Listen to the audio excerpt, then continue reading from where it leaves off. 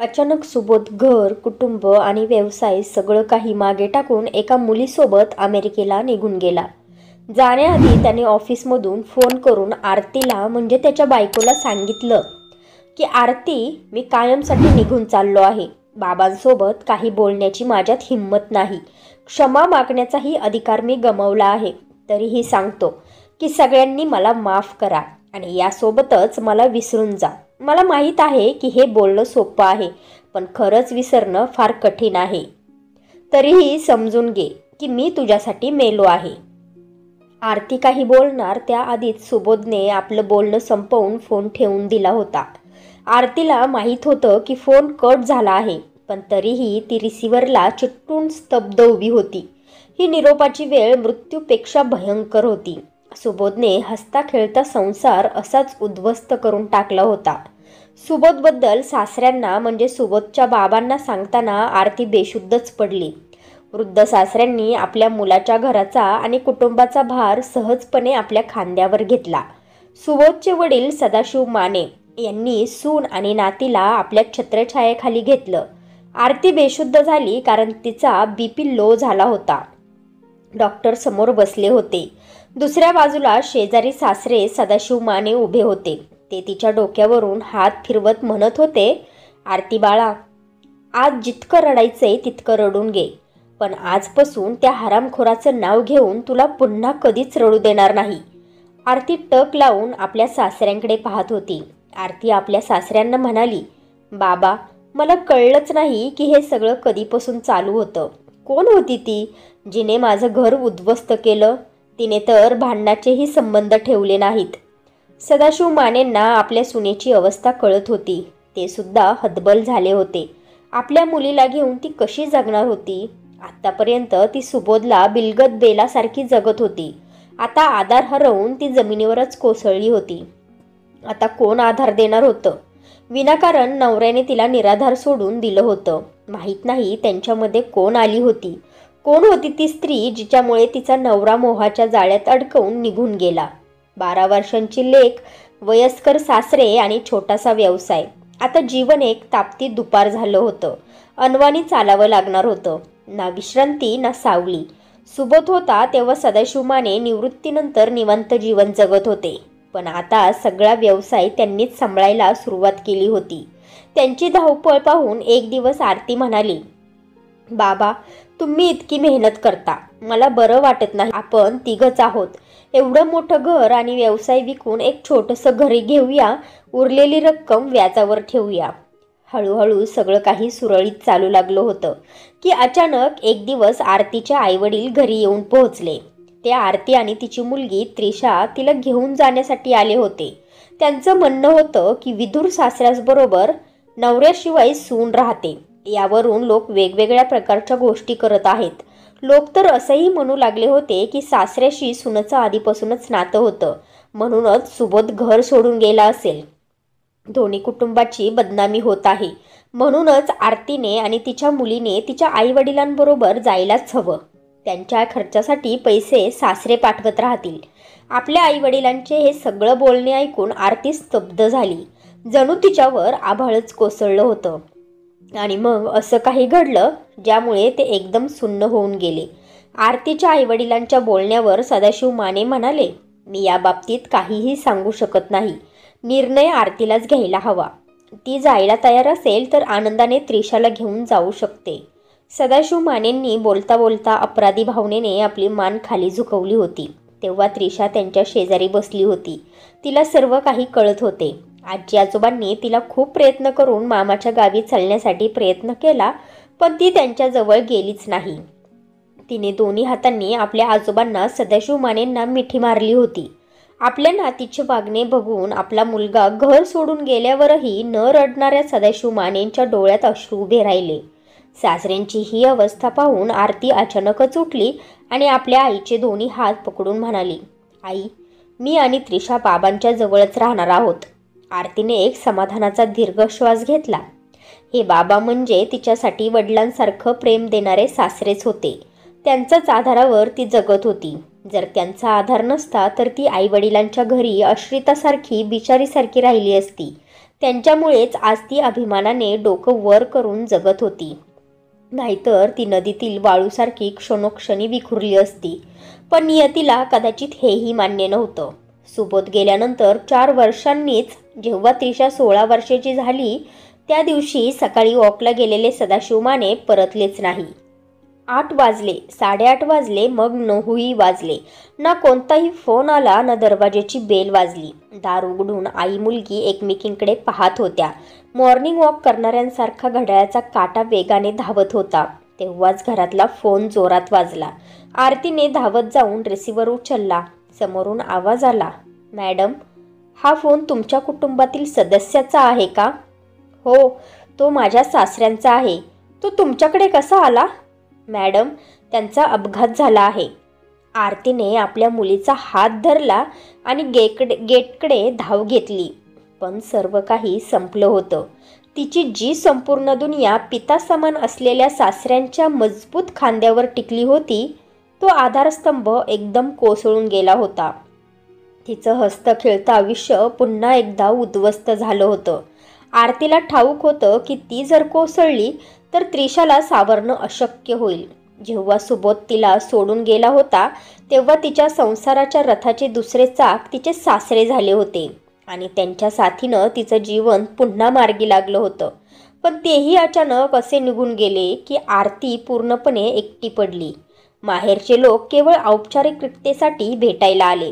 असं म्हणतात की काळ सगळ्यांची परीक्षा घेतो. आरतीने स्वतःला सावरण्याचं ठरवलं आणि आपल्या मुलीत म्हणजे त्रिशामध्ये स्वतःला पूर्णपणे झोकून दिलं. आज 10 वर्षांनी त्रिशा डॉक्टर झाली आहे आणि तिचं लग्न ठरलं आहे. तू यादी तयार केलीस का? कुणाकुणाला कार्ड पाठवायचं आहे? आरतीने आपल्या मुलीला विचारलं. हो मम्मी, ही माझी यादी तयार आहे, पण एक कार्ड तू मला दे. ते मला एका खास मित्राला पाठवायचं आहे. असं म्हणत त्रिशा एक कार्ड उचलते, आपली बॅग उचलते, गाडी काढते आणि हॉस्पिटलच्या दिशेने निघते. त्रिशा गाडी चालवत होती. तिच्या डोळ्यांसमोर तिच्या वडिलांचा आजारी, थकलेला, भागलेला चेहरा, वाढलेली खुरटी दाढी आणि अपराधी नजरेनं बघणाऱ्या डोळ्यांचं प्रतिबिंब फिरत होतं. जणू काही ते क्षमा याचना करत होते. काही दिवसांपूर्वीच तिचे वडील त्या हॉस्पिटलमध्ये भरती झाले होते जिथे ती काम करत होती. त्यांना पक्षाघात झाला होता. तिचे पप्पा मम्मीपासून दूर गेले होते, पण तिचं हृदय मात्र सतत पप्पांच्या आठवणीत धडपडत राहिलं. मम्मीच्या अथक मेहनतीनं आणि प्रयत्नांनी त्रिशाच्या पायाखाली भक्कम जमीन दिली होती. ती डॉक्टर झाली होती. मम्मीसमोर पप्पांचं नाव घेणं सुद्धा अवघड होतं आणि त्रिशा त्यात काही चुकीचं मानत नव्हती. शेवटी ज्या साथीदारावर मम्मीने निस्सीम विश्वास ठेवला होता, ज्याच्या बोटाला धरून ती आयुष्याच्या वाटेवर निर्धास्तपणे चालली होती, त्याच व्यक्तीने एक दिवस अचानक ते बोट सोडून निघून जावं हे तिच्या कल्पनेपलीकडचं होतं. जीवनसाथीच्या या फसवणुकीनंतर मम्मीच्या जगात फक्त एकच भावना होती. आपल्या मुलीशिवाय तिच्या हृदयात कुणालाही जागा नव्हती. त्रिशाने गाडी पार्क केली आणि आपल्या केबिनमध्ये पोहोचली. तेव्हा बाहेर रुग्णांची गर्दी लागलेली होती. तिची सहकारी डॉक्टर आर्या आत बसलेली होती. हॅलो डॉक्टर आर्या, कशी आहेस? तेव्हा डॉक्टर आर्या म्हणाली, ठीक आहे डॉक्टर त्रिशा, पण आज तू थोडी उशिरा आलीस का? बाहेर रुग्णांची मोठी रांग लागली आहे.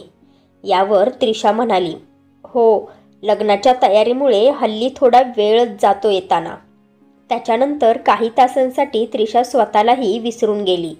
दुपारी 1 वाजेपर्यंत सगळे रुग्ण पाहून झाले. तिने 1 कप चहा मागवला. हळूहळू चहा घेताना ती पुन्हा भूतकाळाच्या दलदलीत बुडू लागली. पप्पा अचानक असे निघून गेल्यामुळे ती इतकी व्यथित झाली होती की तिने मनोमन कधीही लग्न न करण्याचा निर्णय घेतला होता. डॉक्टर झाल्यावर तिला वाटलं होतं की ती डॉक्टर आहे आणि आपलं संपूर्ण आयुष्य समाजसेवा आणि आईची सेवा करण्यातच घालवेल. पण डॉक्टर अमनने कित्येक वेळा वेगवेगळ्या प्रकारे तिच्यासमोर प्रेम व्यक्त केलं, पण तिने प्रत्येक वेळी त्याला नकारच दिला. जेव्हा मम्मीला हे कळलं तेव्हा तिने त्रिशाला खूप समजावलं की लग्न कर, पण त्रिशा काही केल्या तयार झालीच नाही. मम्मीच्या आयुष्यात आलेल्या भयानक अनुभवामुळे तिच्या मनात वैवाहिक आयुष्याबद्दल तीव्र कडवटपणा निर्माण झाला होता. जो तिला काही केल्या मनातून काढता येत नव्हता. शेवटी आरती ही दमून जाऊन शांत बसली होती. सुमारे 6 महिन्यांपूर्वी एकदा ती हॉस्पिटलमध्ये राऊंड घेत होती. तेव्हा एका बेडवर तिला एक ओळखीचा चेहरा दिसला. अशक्त शरीर, पिकलेली दाढी, वेदनेने भरलेला चेहरा. ती आठवण्याचा प्रयत्न करू लागली. थोडा वेळ विचार केल्यावर तिला जाणवलं, हा चेहरा तर तिच्या पप्पांचा आहे. पण पप्पा या अवस्थेत इथे कसे असू शकतात? तिच्या मनात जणू एक वादळच उठले. ती तिथल्या नर्सला विचारू लागली, सिस्टर, यांना काय झालं आहे? तेव्हा ती नर्स म्हणाली, डाव्या बाजूला लकवा झाला आहे डॉक्टर त्रिशा. आता थोडं बरं वाटते त्यांना. या रुग्णाचं नाव काय आहे? असं विचारता विचारता त्रिशा स्वतःच समोर लटकणाऱ्या चार्टटे पाहू लागली. सुबोध माने हे नाव तिथं लिहिलेलं होतं. जणू एखाद्या विषारी बाणासारखं ते थेट तिच्या हृदयाला भेदून गेलं. भान हरपलेल्या अवस्थेत ती इतर रुग्णांना पाहून मागे आपल्या केबिनमध्ये परत आली. पप्पांची ती अवस्था पाहून तिचं हृदय करुणेनं व्याकुळ झालं होतं. जरी ते तिचे अधिकृत रुग्ण नव्हते, तरी ती त्यांच्याबद्दल माहिती घेऊ लागली. ती जेव्हा जेव्हा त्यांच्याविषयी डॉक्टरांशी बोलायची, तेव्हा ती याची खबरदारी घेत असे की कोणालाही असं वाटू नये की ती एका विशिष्ट रुग्णात एवढी रस का घेत आहे. तिने आपल्या पप्पांनाही हे जाणवू दिलं नाही की ती त्यांना ओळखते. तिचे पप्पा म्हणजे सुबोध जवळजवळ 1.5 महिना हॉस्पिटलमध्ये होते. अनेकदा तिला वाटायचं की मम्मीला याबद्दल सांगावं, पण तिची हिंमत कधी झालीच नाही. तिला हे पाहून आश्चर्य वाटायचं की पप्पांना भेटायला फारच थोडे म्हणजे 1-2 जुने मित्र यायचे. एक दिवस जेव्हा ती हॉस्पिटलमध्ये आली, तेव्हा त्यांच्या बेडवर कोणीच नव्हतं. तेव्हा अस्वस्थ होऊन त्रिशा नर्सला म्हणाली, हा रुग्ण कुठे गेला सिस्टर? सिस्टर म्हणाली, त्यांना डिस्चार्ज केला आहे डॉक्टर. आता त्यांचा उपचार घरीच चालू राहणार आहे. डॉक्टर त्रिशा, मिस्टर सुबोध तुमचं नाव सांगून एक पत्र सोडून गेले आहेत. ते तुमचे काहीतरी नातेवाईक लागतात का? सिस्टरने डॉक्टर त्रिशा हिला ते पत्र दिलं. पत्र हातात घेताच त्रिशाचे पाय थरथरायला लागले. स्वतःला सावरत ती आपल्या केबिनमध्ये आली आणि खुर्चीवर बसली. थरथरत्या हातांनी तिने ते पत्र उघडलं. त्यामध्ये लिहिलं होतं, प्रिय त्रिशा, तू मला ओळखलं किंवा नाही ओळखलं याचा काही फरक पडत नाही, पण मी मात्र तुला पहिल्याच दिवशी ओळखलं होतं की तू माझीच मुलगी त्रिशा आहेस. तुला माझी मुलगी म्हणण्याचा अधिकार मी खूप मागे सोडून आलोय, पण तरीही मी तुझा वडील आहे आणि ही माझ्यासाठी अभिमानाची गोष्ट आहे. मी दुर्दैवी आहे की तुझ्यासारखी मुलगी असूनही मी तुला माझी म्हणू शकत नाही. ज्या व्यक्तीमुळे मी तुम्हा दोघींना, तुझ्या मम्मीला आणि तुला सोडून गेलो, ती व्यक्ती तर मला केव्हाच सोडून निघून गेली. आपल्या माणसांच्या काळजाला ठेच देऊन कधी कुणाला खरं सुख मिळालं आहे का? हेच मी विसरलो होतो. मी तुम्हा दोघींना एकटं सोडून गेलो होतो आणि आज मी स्वतः एकटेपणाची शिक्षा भोगतोय. मी तुमचा, मम्मी आणि तुझा खूप मोठा अपराधी आहे. माझा अपराध क्षमेस पात्र नाही, पण जर शक्य असेल तर मला माफ कर पोरी. पुढचे शब्द तिच्या डोळ्यात साचलेल्या अश्रूंमुळे धुसर झाले होते. तिने डोळे मिटले आणि डोकं मागे टेकवलं. अश्रू काही थांबायचे नावच घेत नव्हते. मम्मीच्या इतक्या वर्षांचा एकटेपणा, तिची ती आतली तगमग आणि स्वतःच्या मनात सतत जाणवत राहिलेला वडिलांविना असलेला रिकामेपणा, सगळं काही तिच्या डोळ्यासमोर जसं काही उभं राहिलं होतं. तिनं आयुष्यातल्या त्या सगळ्या क्षणांना पुन्हा अनुभवायला सुरुवात केली, ज्यावेळी पप्पांची उणीव तीव्रतेने जाणवली होती. पुरुषाच्या साथीशिवाय मम्मी कित्येक वेळा खस्ताना तिने पाहिलं होतं. पप्पांनी इतकं मोठं पाप केल्यानंतरही तिचं मन त्यांच्यावर प्रेम करत होतं, पण त्यांना माफ करायचं की नाही याचा अधिकार फक्त आणि फक्त मम्मीचाच होता. जर मम्मी त्यांना माफ करत असेल तर पप्पांना परत स्वीकारणं त्रिशासाठी फार कठीण नव्हतं. पप्पांच्या या माफीनाम्याने तिच्या हृदयावर जे लग्नाबद्दलचं कठीण, थंडगार दगडासारखं अविश्वासाचं ओझं होतं, ते हळूहळू विरघळायला लागलं होतं. तिने डॉक्टर अमनला आपल्याजवळ येऊ द्यायला थोडी मुभा द्यायला सुरुवात केली आणि शेवटी त्यांचं प्रेम तिने स्वीकारलंच. आरती म्हणजे तिची मम्मी तिच्या लग्नाच्या संमतीने आणि आनंदाने थक्कच झाली होती. आरतीच्या निस्तेज जीवनात तिच्या लेकीचं सुख, यश हाच तर एकमेव रंग भरू शकणारा घटक होता. बाकी तिचं आयुष्य तर अगदी रिकामच होतं. पण पप्पांबद्दल सगळं कळूनही तिला तिच्या मम्मीचं आयुष्य नशीबवान वाटत होतं, कारण तिच्या आयुष्यात ती स्वतः होती, तिचा प्रेमळ सहवास होता. पण पप्पांच्या आयुष्यात काय होतं? फक्त भयंकर एकटेपणा, आपलं कुटुंब सोडून गेल्याचं दुःख आणि त्यावर भर म्हणून ही आजारपणाची अवस्था. पण मम्मीला हे सगळं कसं सांगायचं? काही दिवस ती ह्याच द्विधा मनस्थितीत राहिली. आरती मात्र लग्नाच्या तयारीत खूप उत्साहाने गुंतली होती. त्रिशा दिवसभर हॉस्पिटलमध्ये रुग्णांची सेवा करून घरी येई आणि थकून थेट पलंगावर कोसळत असे. आरतीच्या कामात ती काहीच मदत करू शकत नव्हती. एकदा तिला मध्यरात्री जाग आली. तिला तहान लागली होती म्हणून ती पाणी प्यायला उठली. शेजारी नजर गेली तर पलंग रिकामा होता. मम्मी बाथरूमला गेली असेल असं म्हणत ती पाणी पिऊन पुन्हा झोपायला गेली. पण काही वेळ झाला तरी मम्मी परत आली नाही. ती उठून बाथरूमकडे पाहायला गेली पण तिथंही कोणी नव्हतं. ती घाबरतच बाहेर आली. बाल्कनीत मम्मी एका खुर्चीवर शांत बसून अंधाराकडे पाहत होती. आरतीला असे पाहून त्रिशा तिला म्हणाली, मम्मी, तू इथे बसली आहेस? मी सगळीकडे शोधलं, झोप येत नाही का? असं म्हणत तीही एक खुर्ची ओढून आरती शेजारी येऊन बसली आणि म्हणाली, लग्नाच्या तयारीमुळे तू खूप थकल्यासारखी दिसतेस, स्वतःची काळजी घे ग.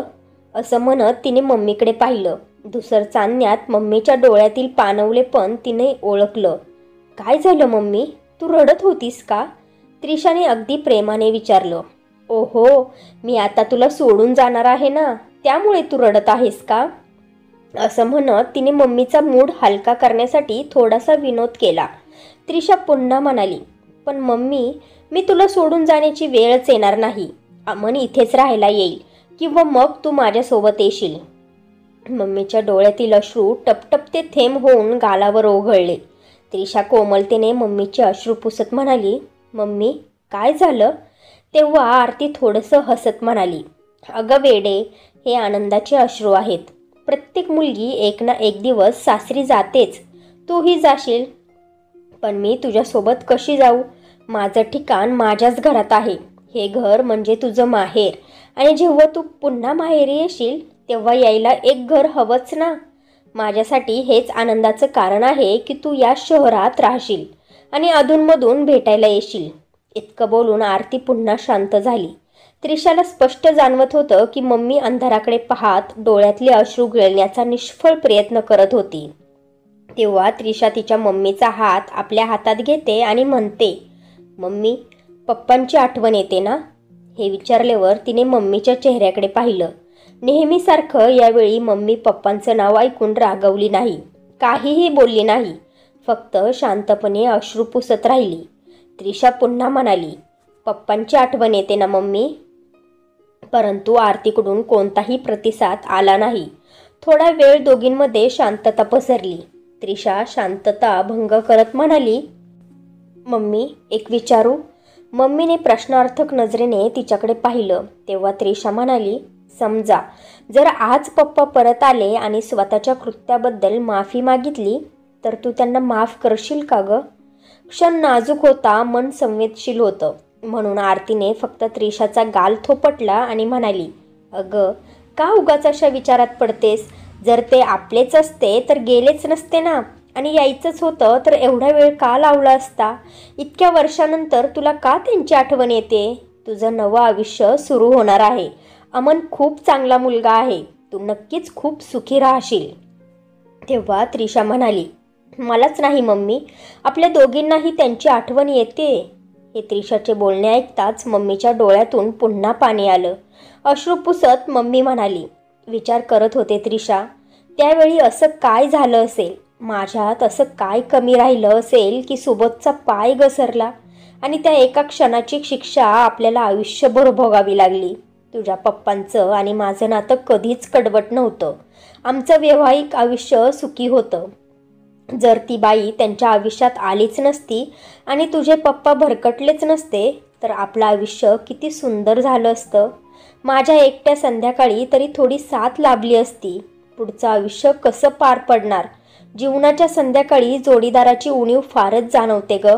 त्रिशा, लक्षात ठेव, तू आणि अमन नेहमी एकमेकांप्रती प्रामाणिक राहा. इतके जवळ राहा की कुठल्याही तिसऱ्याला मध्ये शिरकाव करायची संधीच मिळवून देऊ नका. भूतकाळात हरवलेल्या त्रिशाला पाहून डॉक्टर आर्या म्हणाली, काय विचार करते डॉक्टर त्रिशा? ड्युटीचा वेळ संपलाय, घरी नाही जायचं का? डॉक्टर आर्या यांच्या आवाजाने त्रिशा वर्तमानात परतली. डोळे उघडले तर बघते डॉक्टर आर्या आश्चर्याने तिच्याकडे बघत होती. काय झालं डॉक्टर त्रिशा? तू रडत होतीस का? तेव्हा त्रिशा डोळे पुसत म्हणाली, नाही, असंच काही जुन्या आठवणी आठवल्या. त्रिशाने आपली बॅग उघडली. आत ठेवलेलं लग्नाचं कार्ड पुन्हा पाहिलं. ती चिठ्ठीही पाहिली जिच्यावर तिने आपल्या वडिलांचा पत्ता हॉस्पिटलच्या रेकॉर्डमधून लिहून घेतलेला होता. बॅग खांद्यावर घेत तिने बाहेर पावलं टाकली. सुबोध माने यांचा पत्ता शोधत शोधत ती त्यांच्या घरी पोहोचली. तेव्हा संध्याकाळ चांगलीच गडद झाली होती. धडधडणाऱ्या हृदयाने तिने दरवाजाची बेल वाजवली. आतून पावलांचा आवाज येत होता. थोड्याच वेळात दरवाजा उघडला. सुबोध माने तिला पाहून आश्चर्य आणि आनंदाने अवाकच झाले आणि म्हणाले, तू डॉक्टर त्रिशा ना? हो पप्पा, ती कशीबशी बोलली. पप्पा हा शब्द तोंडून बाहेर पडायला तिला किती मोठा प्रयत्न करावा लागला होता. आत ये ना, ये बाळा. सुबोध यांचा आनंद चेहऱ्यावर ओसंडून वाहत होता. सुबोधला काय करावे आणि काय नाही हे सुचतच नव्हतं. आणि इकडे त्रिशाने स्वतःच्या मनात उसळणारा भावनांचा झंझावत रोखत तिने हातातलं कार्ड त्यांच्याकडे दिलं आणि म्हणाली, हे माझ्या लग्नाचं आमंत्रण आहे, तुम्ही नक्की या. तुझं लग्न ठरलंय? सुबोध आनंदाने म्हणाले. कार्ड घेत ते हळूच म्हणाले, तुझ्या मम्मीला सगळं माहिती आहे? हो, तिने खोटं सांगितलं. तुम्ही या, नक्की या, असं म्हणत ती न थांबता वळली आणि निघूनही गेली. सुबोध आत गेले. थकलेले, एकाकी ते हळूहळू खुर्चीत बसले. त्रिशा त्यांच्या हृदयात आशेचा एक किरण निर्माण करून पुन्हा निघून गेली होती. आपल्या कुटुंबापासून दुरावून किती तडफडलो होतो हे केवळ त्यांनाच ठाऊक होतं. मोठी होत असलेली मुलगी पाहण्यासाठी त्यांनी किती प्रयत्न केले होते. दामिनीच्या जाळ्यात अडकलेले तेव्हा त्यांनी स्वतःला किती दोष दिला होता. कसला सापळा रचला होता दामिनीने त्यांना फसवण्यासाठी. त्यांची पत्नी आरती शांत वाहणाऱ्या नदीसारखी होती, तर दामिनी होती एखाद्या पावसाळी तुफानी नाल्यासारखी, जी सगळे काठ तोडून त्यांच्या दिशेने वाहत आली आणि त्यांनाही तिच्या प्रवाहात वाहत नेत गेली. त्या काळात त्यांच्या डोळ्यांसमोर फक्त एकच उद्दिष्ट होतं, दामिनीला मिळवणं. का एवढे आकर्षित झाले होते ते त्या दामिनीच्या चमचमटाकडे. दामिनीच्या झगमगाटाच्या बागे लपलेली तिची चारित्र्यहीनता आणि वेडसर वृत्ती त्यांना दिसलीच नाही. दामिनीसमोर त्यांना त्यांची सौम्य सोज्वळ पत्नी गबाळी निष्प्रभ वाटू लागली. त्यांचं तिच्यासोबतचं एक संथ शांत आयुष्य अगदी कंटाळवाणं वाटू लागलं. तेव्हा ते समजू शकले नाहीत की आपल्या सीमामध्ये राहणाऱ्या नदीसारखी त्यांची पत्नीही त्यांच्या कुटुंबाला मर्यादांमध्ये ठेवत सुखात जगवत होती. दामिनीसोबतचं नातं फार काळ टिकलं नाही. सुरुवातीला ते तिच्या सौंदर्यात पूर्णपणे गुंतले, पण तिच्या रूपाचं आकर्षण फार काळ टिकलं नाही. हळूहळू कांद्याच्या सालींसारखं तिचं खरं व्यक्तिमत्व उलगडत गेलं. ज्या पगारात ते आपल्या पत्नी व मुलीसोबत आनंदाने संसार करत होते, त्याच पगारात दामिनीबरोबरचा संसार चालवणं केवळ कठीणच नव्हे तर अशक्य होतं. दामिनीचे फिरणे, सजणे, साड्यांचा खर्च सगळ्यामुळे ते हैराण झाले होते. बरं, हे सगळं असतं तर ठीक होतं, पण ती होती फारच भांडखोर आणि बदमाश. दामिनीच्या तुलनेत आरतीची आठवण त्यांना वारंवार येत असायची. हळूहळू त्यांचं एकमेकांपासून अंतर वाढत गेलं. ती कधी, कुठे, का जात होती हे विचारण्याचंही त्यांचं सामर्थ्य उरलं नव्हतं. एक नवऱ्याच्या नात्याने त्यांना तिच्यावर कुठलाही अधिकार वाटत नव्हता. ते दोघं जवळजवळ 5 वर्ष एकत्र राहिले. या काळात सुबोधला नीट समजलं होतं की दामिनीच्या आयुष्यात आता दुसरं कोणीतरी आलं आहे. त्यांनी तिला थांबवण्याचा प्रयत्न केला नाही किंवा कदाचित थांबवण्याची इच्छाच उरली नव्हती. आणि तेव्हाच पहिल्यांदा त्यांनी आपल्या जोडीदाराकडून नाकारले जाण्याचा खरा अर्थ अनुभवला. गेल्या 7 वर्षात त्यांनी कित्येकदा आरतीकडे परत जायचा प्रयत्न केला. आरतीची सगळी माहिती ते मिळवत असायचे, कारण सुबोध कधीच अमेरिकेला गेले नव्हते. त्यांनी फक्त आरतीला खोटं सांगितलं होतं की ते त्या मुलीसोबत अमेरिकेला गेले आहेत, फक्त कोणी त्यांना शोधू नये म्हणून. जेव्हा त्रिशा डॉक्टर होऊन परत आली तेव्हा माहिती नाही किती वेळा ते त्या हॉस्पिटलच्या गेटवर उभे राहत असत, फक्त तिचं एक दर्शन घेण्यासाठी वेड्यासारखं वाट पाहत असायचे. पण लोकांच्या गर्दीत कधीच त्रिशा त्यांना दिसली नाही. आणि तेव्हाच त्यांच्या आयुष्यात आलं एक दुःखद वळण. ऑफिसमध्येच त्यांना पक्षाघाताचा अटॅक आला. ऑफिसमधल्या मित्रांनी त्यांना हॉस्पिटलमध्ये नेताना त्यांनी खूप कष्टाने त्या हॉस्पिटलचं नाव सांगितलं जिथं त्रिशा काम करत होती, या आशेने की कदाचित शेवटी आपली मुलगी तरी दिसेल. आणि तसंच झालं. पण त्रिशाने त्यांना ओळखलं नाही किंवा ओळखूनही कोणतीही रुची दाखवली नाही. ते तिला पत्र लिहूनसुद्धा विसरले होते. पण आज त्रिशा जेव्हा स्वतः त्यांच्यासमोर उभी राहिली तेव्हा त्यांच्या मनात त्यांच्या कुटुंबाकडे परतण्याचं एक स्वप्न पुन्हा जागं झालं. त्यांच्या सुप्त भावना पुन्हा जाग्या होऊ लागल्या होत्या. पण आरती त्यांना माफ करेल की नाही हे त्यांना माहिती नव्हतं. तेवढ्यात बाहेर रस्त्यावर कुठल्या तरी गाडीचा जोरात हॉर्न वाजला आणि ते आपल्या भूतकाळातून बाहेर आले. कधीपासून असेच एका जागी बसले होते हे त्यांनाही समजलं नाही. त्यांनी लग्नाचं आमंत्रण उचलून पाहिलं आणि मनात निर्धार केला, मुलीच्या लग्नाला नक्की जायचं. जरी त्याचा काहीही परिणाम झाला तरी, आरती अपमान करेल तरीही तो अपमान त्या दुःखापेक्षा कमीच असेल, जे दुःख त्यांनी आरतीला दिलं आणि जे त्यांना आपल्या कुटुंबापासून वेगळं राहून सतत भोगावं लागलं. हे विचार करताच त्यांच्या मनाला काहीसं समाधान लाभलं. इकडे घरी आल्यावर त्रिशा मात्र स्वतःच्या मनाला शांत करू शकत नव्हती. तिला समजत नव्हतं की तिने जे केलं ते योग्य होतं की चूक. मम्मीची यावर काय प्रतिक्रिया असेल. तिला काही सांगण्याचं धाडस तिच्यात नव्हतं. आता जे होईल ते पाहू असं ठरवून तिने मनाला स्थिर केलं. शेवटी लग्नाचा दिवस उजाडला. नवरी बनलेली त्रिशा स्वतःला आरशात निहाळत होती. आरती पूर्ण घामाघूम होऊन इथून तिथून सगळं बघत होती. मुलाकडचे यायचे होते. त्रिशाचे डॉक्टर मित्र थोडीफार मदत करत होते. तेवढ्यात बँड बाजाचा आवाज यायला लागला. वरात आली असं म्हणत सगळे बाहेर धावले. त्रिशा मात्र खोलीत एकटीच विचार करत उभी राहिली. पप्पा अजून आले नाहीत. येतील की नाही माहीत नाही. काश माझा प्रयत्न यशस्वी झाला असता. तेवढ्यात आरती तिला बोलवायला खोलीत आली. चल बाळा, लग्नाची वेळ झाली आहे. ती मम्मीसोबत स्टेजकडे निघाली. मंगलाष्टका झाल्या. नवरा नवरीने एकमेकांना हार घातले. फेरे सुरू झाले आणि पूर्णही झाले. जेवणही उरकत आले. पण तिची नजर मात्र सतत गेटकडे होती.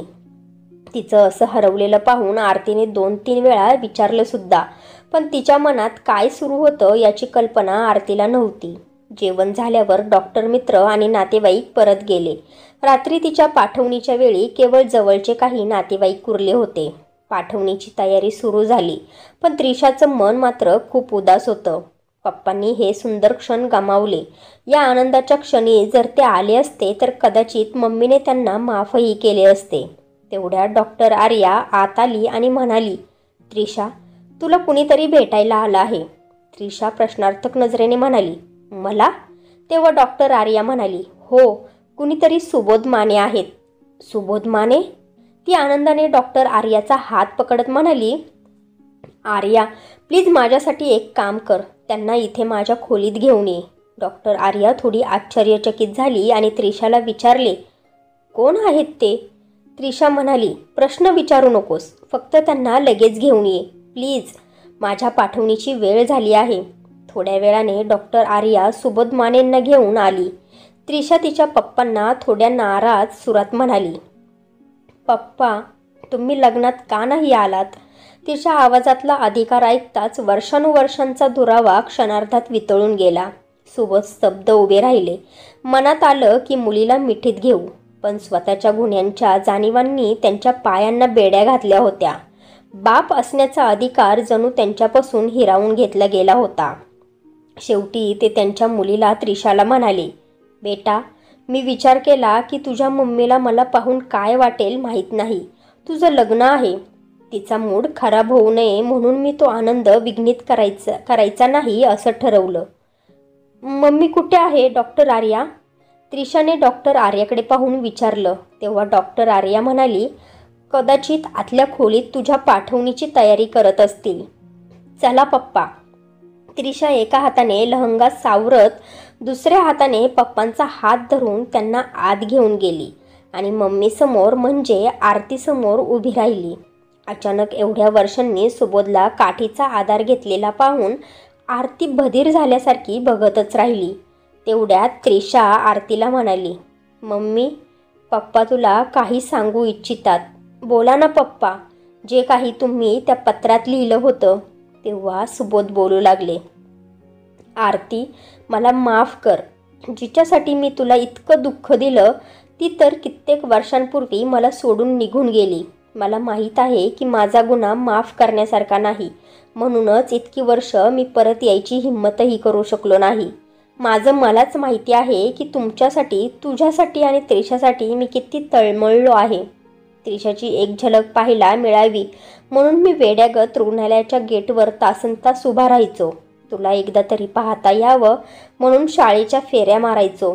कधी दिसायची सुद्धा, पण स्वतःमध्ये गुंतलेली असायचीस. मग वाटायचं किती दुःख दिलंय मी हिला, किती त्रासातून सावरली आहे ती. पुन्हा माझ्यामुळे तिचं स्थिर झालेलं आयुष्य कोलमडून जाईल का, ह्याच विचारांनी माझं मन गळून जायचं.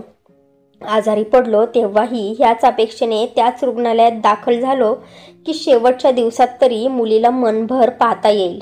मला माफ कर आरती. आजही जर त्रिशा हट्टाने माझ्या मागे उभी राहिली नसती ना, तर मी तुझ्यासमोर उभं राहून माफी मागायची हिंमतच केली नसती. हे बोलून सुबोधने काठीतून हात काढून दोन्ही हात जोडले. सुबोधची अवस्था आणि त्याचे बोलणे ऐकून आरतीचं मन भरून आलं. मुलीची पाठवणी, सुबोधचं अशा प्रकारे माफी मागणं, वर्षानुवर्षांचा एकाकी संघर्ष सगळं गळ्यातच अडकून राहिलं. डोळे ओलावले, पण रडण्याआधीच तिने पाठीमागे वळून घेतलं. पण हलणाऱ्या तिच्या खांद्यावरून त्रिशा समजली की मम्मी रडते. मम्मीचे दोन्ही खांदे पकडून त्रिशा म्हणाली, मम्मी, पप्पांना माफ कर ना. चूक त्यांनी केली खरी, पण शिक्षा त्यांनीही भोगली आहे. एकटेपणा त्यांनीही अनुभवला आहे. भले त्यांनी स्वतःच्या चुकीने तो ओढावून घेतला असो. प्लीज मम्मी, माझ्यासाठी त्यांना एकदा माफ कर ना. हे बोलताना तिने हळूच आरतीचा चेहरा आपल्या दिशेने वळवला. तेव्हा आरती हळूच म्हणाली, खूप मोठी झालीस तू हे सगळं करायला. तिच्या आवाजात रडवले पण होतं, पण राग नव्हता. फक्त एक मूक स्वीकार आणि अंतकरणातून आलेली समजूत. त्रिशा म्हणाली, मम्मी, मला हे घर, हे कुटुंब पूर्ण पाहण्याची इच्छा आहे. असं म्हणत त्रिशाने पप्पांचा हात धरून मम्मीजवळ ओढला. आरतीने भरलेल्या नजरेने सुबोधकडे पाहिलं, जणू त्यांना विचारत होती, तू माझ्या जागी असतास तर माफ केलं असतंस का. पण सुबोधने हिंमत एकवटून आरतीच्या खांद्याभोवती आपले हात पसरवले आणि रडत रडत आरती सुबोधच्या खांद्यावर टेकली. त्रिशासुद्धा त्यांना मिठीत घेऊन रडत होती. समोर भिंतीवर लटकलेली सदाशिव माने यांचा फोटोही जणू हे दृश्य पाहून हसत होता. पाठवणीच्या वेळी कारमध्ये बसताना त्रिशा गेटवर एकत्र उभ्या असलेल्या मम्मी पप्पांच्या त्या क्षणाला आपल्या डोळ्यात साठवून ठेवू इच्छित होती. तर मित्र आणि मैत्रिणींनो, तुम्हाला काय वाटतं? आरती आणि त्रिशाने सुबोधला माफ केले ते बरोबर केली की चूक? तुमचं मत नक्की कमेंट बॉक्समध्ये सांगा. तर फ्रेंड्स, तुम्हाला ही स्टोरी आवडली असेल तर व्हिडिओला लाईक करा आणि आपल्या नात्यांचा स्पर्श या चॅनलला सबस्क्राईब करा आणि बेल आयकॉनवर क्लिक करून ऑलवर सेट करा, म्हणजे पुढची व्हिडिओ तुम्हाला लगेच मिळेल. धन्यवाद.